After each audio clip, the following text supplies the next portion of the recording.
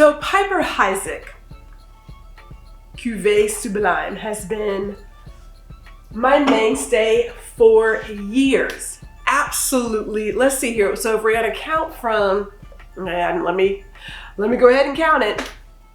From the time I was 30 until I was 49, it has been the champagne that I have celebrated with every single year on my birthday. Now you're asking yourself, why is it so special? Well, let me tell you how it works out.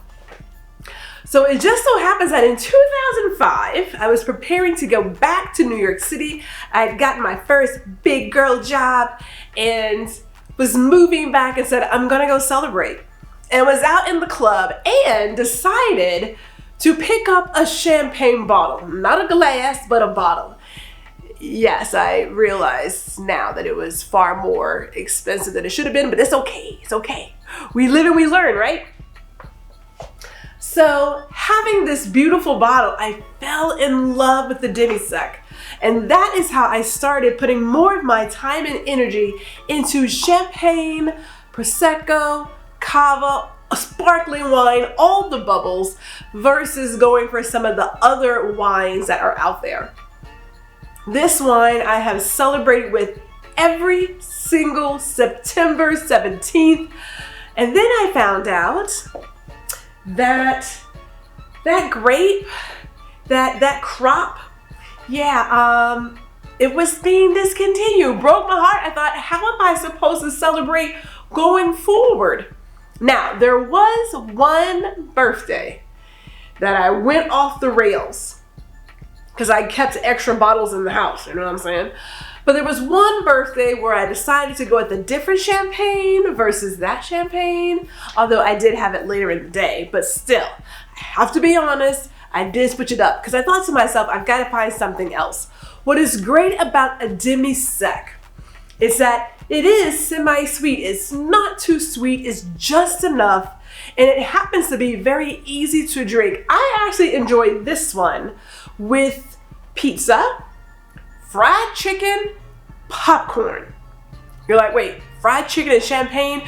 Fried chicken and champagne is the food pairing combination you didn't know that you needed in your life. Trust me when I say this. Fried chicken and champagne. And I will also say this, it doesn't have to be a fancy dancy bottle of champagne. You can go with your Asti, Spumante, or whatever else, and you'll be just fine. So check that out. Lastly, I know you see that I have my champagne in a basic wine glass. Now, I will say this, there are some out there who believe that it is best to serve champagne in a universal wine glass versus the flute. Now, I love a flute. I do. It's pretty. I have really pretty flutes in my home. But I also know that when you have that nice wide bowl of a universal wine glass, you get to get all of the aroma and all of the beautifulness of a wine, even sparkling, to show. It's kind of hard to see it in the flute. Like you do get the bubbles, you see the little effervescence that it's going, but it's really hard to get everything else when it comes to tasting it. So the next time you're having champagne and you think, oh my goodness, I don't have any flutes, don't fret. Get yourself a universal wine glass and you'll be just fine for any wine that you serve, be it sparkling or non-sparkling. Now, I know champagne can be a little daunting, it can be a little overwhelming, but don't fret. These bubbles, they're your friends. And the more you take time to test new sparkling wines, test Prosecco, test a Cava, test a champagne, the more you may find yourself finding reasons to celebrate every single day. And truly, champagne is a wine for every single day.